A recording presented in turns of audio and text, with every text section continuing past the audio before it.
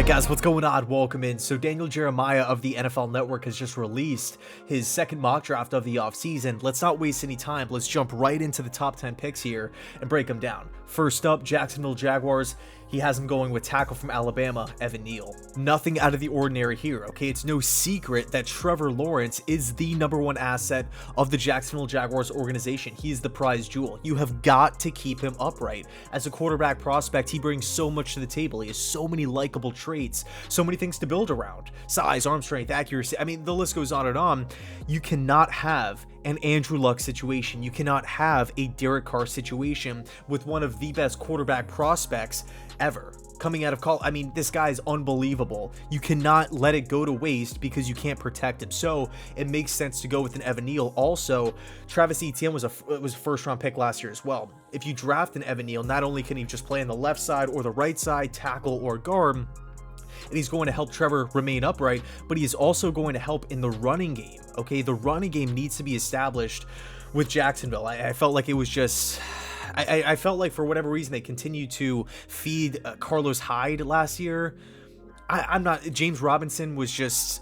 It seemed like Urban Meyer had like a vendetta against Robinson or a personal... He just didn't like him, so he just never saw the field. I don't know what the deal was, but I think it makes sense to go with an Evan Neal. I think if I was running the Jaguars, though, I would go with Hutchinson because pass rushers like that just don't grow on trees.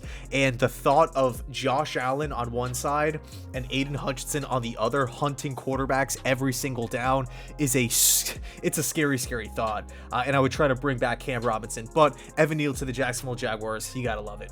Next up at spot number 2, Jeremiah has the Detroit Lions going with Aidan Hutchinson, defensive end from Michigan. I think if Evan Neal is the guy at spot number 1, we could all pencil Hutchinson in as the second overall pick here. I mean, I think he fills exactly what the Lions need right now as an organization. I think they need leaders. I think they need cornerstones, specifically on defense. They need pass rush. They need a guy who can consistently get in the backfield. You look at Trey Flowers' contract, it's up there. He might be one of those guys that gets released because of a financial, I don't want to say issue, financial situation that the Lions are in to save money. It's just not worth it.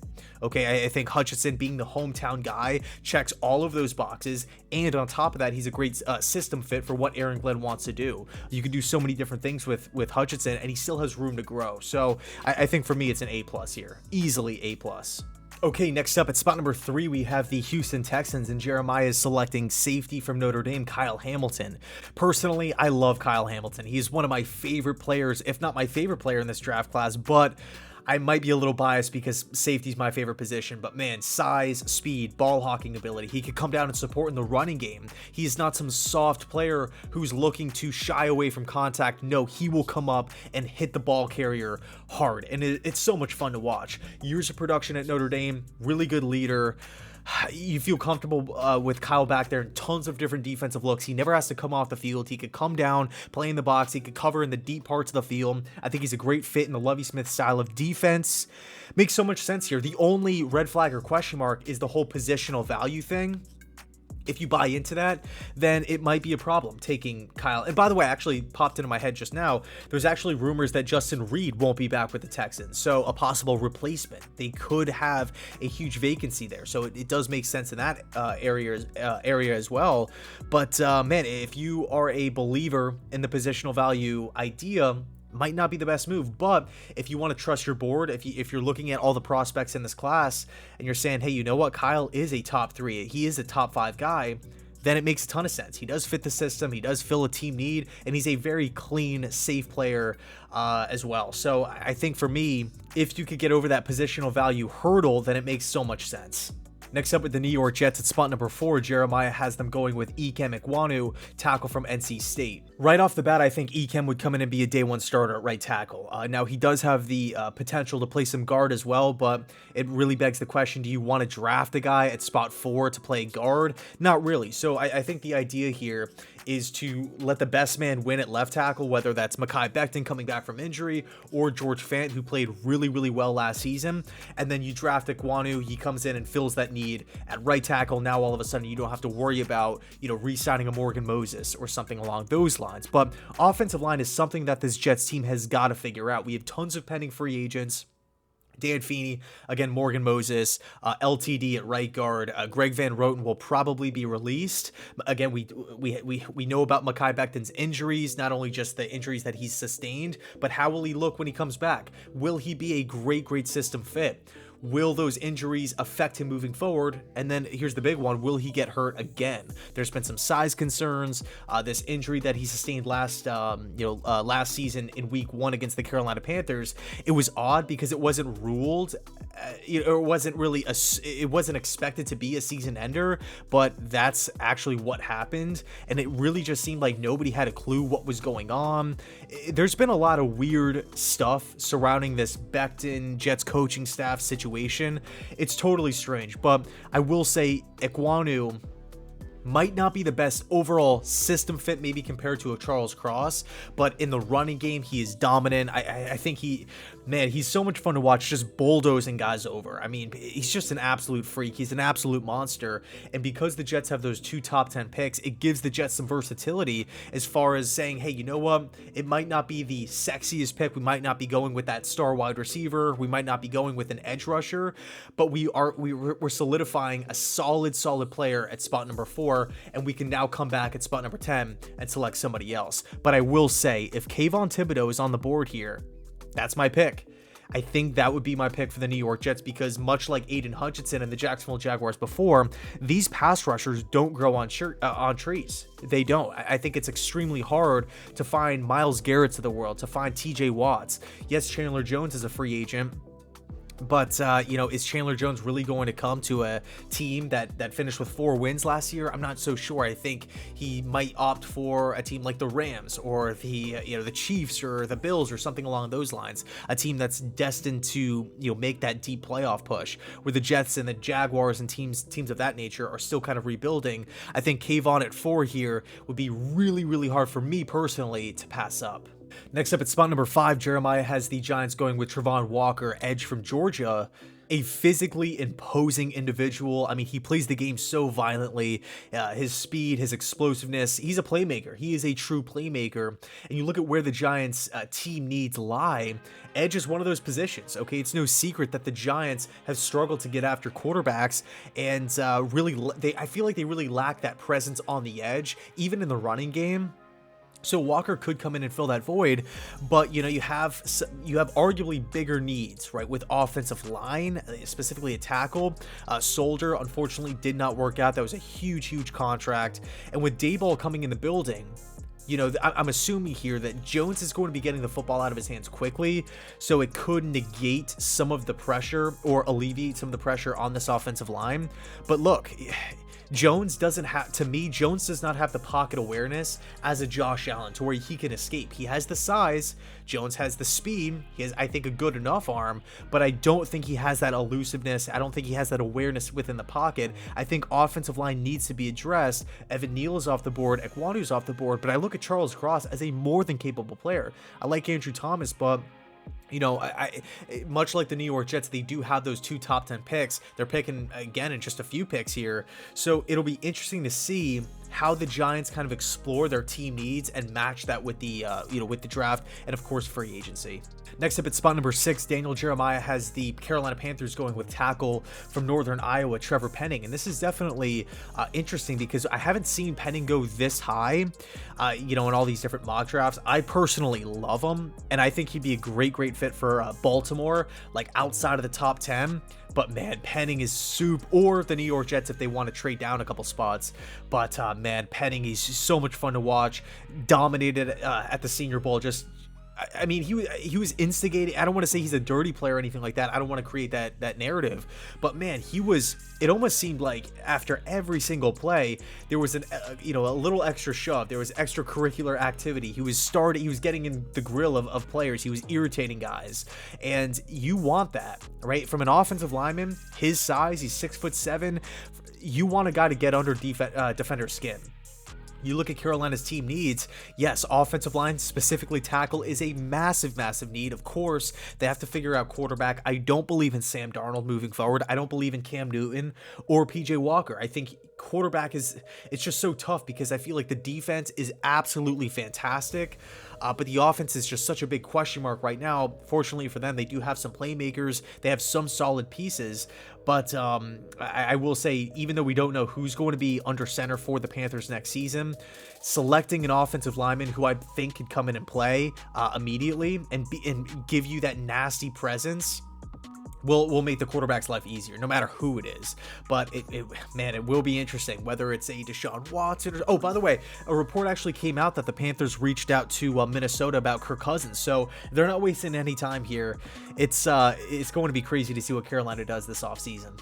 Next up at 7, Daniel Jeremiah has the Giants going with wide receiver from USC, Drake London. Now, I really like London. I mean, the size plus the athleticism, he's an instant red zone threat. He's a very difficult ball carrier to bring down, especially when he gets going. Wins 50-50 balls. He can box out smaller corners. He does a lot of really solid things, but I'm not really liking the team that's selecting him here. I mean, the New York Giants, they just brought in Kenny Golladay on a massive mega deal just a season ago. They selected Kadarius Toney in the first round last year. Sterling Shepard is under contract for years to come. You have 3 more than capable wide receivers, and we still have not even hit free agency yet.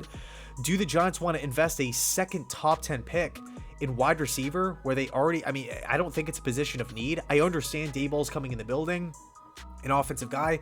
I understand you want to make Daniel Jones' life as easy as possible, but to select a wide receiver here with a massive hole, a massive vacancy on the offensive line. You went edge before. Charles Cross is sitting here. I think he would come in and do a lot of really, really good things for the New York Giants. I think that would be a slam dunk. I just don't really like the fit. I like what the New York Giants vision is. I like the position that they're in. I really like London as a prospect, but I just don't like the two together, if that makes sense. And another thing that we can throw out there is Daboll's offense in Buffalo. It relied a lot on separation, on route running, guys like Cole Beasley, Stephon Diggs, Emmanuel Sanders. Yes, Gabe Davis was an absolute beast, and he's kind of that bigger, physically imposing guy, but Kenny Golladay fits that role. It's just tough. It's tough for me to buy into that right now. But I guess when it's all said and done, if this is the pick here, the Giants are getting a massive weapon at wide receiver. Next up at spot number 8, Jeremiah has the Atlanta Falcons getting defensive end from Oregon, Kayvon Thibodeaux. I think so far this could be the pick of the draft, either this or Hutchinson at spot number 2, but that's really obvious. I think if Atlanta could get their hands on Thibodeaux, it would be a home run. Atlanta desperately needs some help at pass rush. I mean, they got to get a young pass rusher in the building. Vic Beasley unfortunately did not work out, but that was years ago. I feel like they haven't really. Dante Fowler's another guy, brought him in on a multi-year deal, didn't really work out, just released him. I think the Falcons have to get a guy who can consistently get in the backfield, a versatile player who could also stop or help out in the running game. Thibodeaux checks all those boxes. They have some nice young pieces on defense. I like the direction that Arthur Smith has Atlanta going in, but man, at spot number 8 to draft it, arguably a top 3 player in this class would be huge. It would be huge. A+ pick here. Easily A+.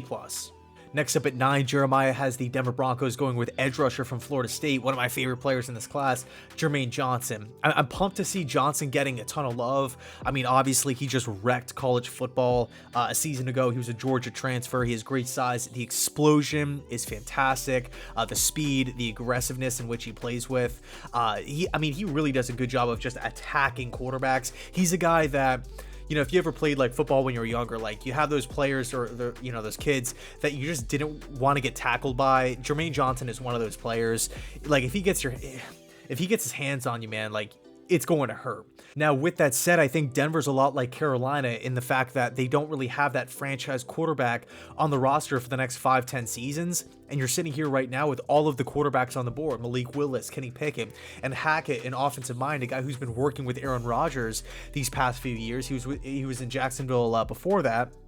I think it's imperative that Denver gets they got to get consistent on offense. They have the wide receivers, they have the running backs, they have the tight ends, they have the pieces on the offensive line. They have a nice blend, nice mix of veteran playmakers on defense with some younger up and coming stars like Surtain and Justin Simmons, a guy who's already a star.